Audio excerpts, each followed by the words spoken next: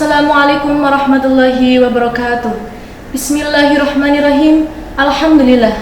Alhamdulillahirabbil alamin. Wa bihi nasta'inu ala umrid dunya waddin. Wassalatu wassalamu ala asrofil anbiya'i wal mursalin sayyidina wa maulana Muhammadin wa ala alihi wa sahbihi ajma'in, amma ba'du. Pertama, marilah kita panjatkan puji syukur kehadirat Allah Subhanahu wa taala yang telah memberikan kita rahmat, taufik serta hidayahnya sehingga kita dapat bertemu dengan bulan suci Ramadan kali ini. Salawat dan salam tak lupa kita sanjungkan kepada junjungan kita Nabi Agung Muhammad Sallallahu Alaihi Wasallam yang telah membawa kita dari zaman jahiliyah menuju zaman yang terang benderang ala tariqati Ahlus Sunnah wal Jamaah. Permisa dimanapun Anda berada, puasa di bulan Ramadan merupakan kewajiban bagi tiap muslim yang jika dilakukan dengan penuh keimanan dapat mengantarkan kita ke surga. Kewajiban berpuasa ini sebagaimana firman Allah Subhanahu wa taala dalam surat Al-Baqarah ayat 183 yang berbunyi, A'udzu billahi minasyaitonir rajim. Bismillahirrahmanirrahim. Ya ayyuhalladzina amanu kutiba alaikumus syiyamu kama kutiba alal ladzina min qablikum la'allakum tattaqun.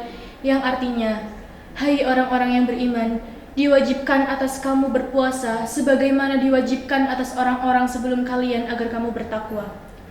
Dalam tafsir Ibnu Katsir dijelaskan melalui ayat tersebut bahwa Allah Subhanahu wa taala berkhitab kepada orang-orang mukmin di kalangan umat ini dan memerintahkan kepada mereka berpuasa, yaitu menahan diri dari makan dan minum serta bersenggama dengan niat yang ikhlas karena Allah Subhanahu wa taala. Karena di dalam puasa terkandung hikmah membersihkan jiwa, menyucikan, serta membebaskannya dari endapan-endapan yang buruk bagi kesehatan tubuh dan akhlak-akhlak yang rendah.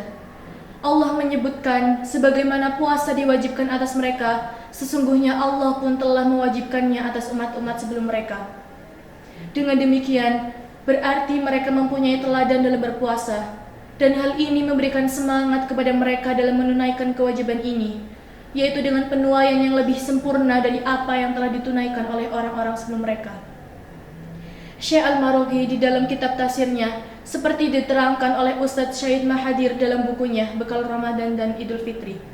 Hikmah dari puasa itu adalah hadirnya sifat takwa dalam diri seorang muslim, karena puasa membiasakan seorang muslim untuk takut kepada Allah Subhanahu wa taala dalam kondisi sembunyi maupun ramai. Selama puasa, seorang muslim selalu merasa diawasi oleh Allah Subhanahu wa taala. Mereka berani menahan syahwat hanya karena merasa Allah selalu berada di samping mereka. Perasaan inilah yang jika berlanjut setelah Ramadan akan menjadi sebab takwa seorang muslim. Muara dari ketakwaan itu yang mengantarkan seorang muslim meraih pintu surga Firdaus, seperti disebutkan dalam sebuah hadis berikut. Dari Abu Hurairah, Nabi SAW bersabda, barang siapa yang beriman kepada Allah dan Rasul-Nya, menghadirkan sholat, berpuasa pada bulan Ramadan, maka Allah berkewajiban memasukkannya ke dalam surga. Baik ia berhijrah di jalan Allah atau duduk di tempat tinggalnya. Para sahabat berkata, wahai Rasulullah, tidak sebaiknyakah kami mengabarkan orang-orang tentang hal ini? Rasulullah SAW bersabda, dalam surga terdapat 100 derajat yang Allah persiapkan bagi para mujahidin di jalannya, yang jarak antara setiap dua tingkatan bagaikan antara langit dan bumi.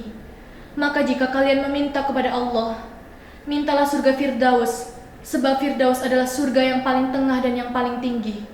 Dan di atasnya ada singgasana Ar-Rahman, dan daripadanya surga sungai memancar. Hadis riwayat Bukhari.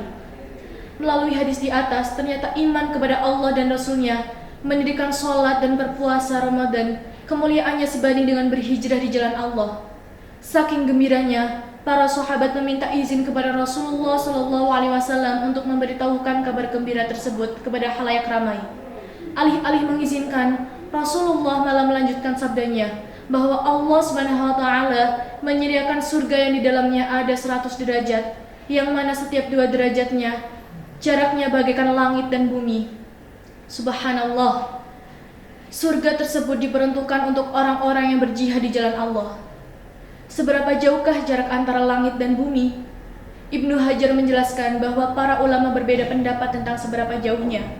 Imam Tabrani mengatakan, jarak tempuh antara langit dan bumi memakan waktu sekitar 500 tahun. Subhanallah. Rasulullah juga menganjurkan agar kita berdoa memperoleh surga Firdaus, surga yang paling baik dan paling tinggi. Di atas Firdauslah singgasana Allah Ar-Rahman berada. Di bawah singgasana tersebut memancar sungai-sungai yang mengaliri semua surga. Demikian yang dapat saya sampaikan, semoga bermanfaat dan selamat menunaikan ibadah puasa. Wallahul muwaffiq ila aqwamit thoriq. Wassalamualaikum warahmatullahi wabarakatuh.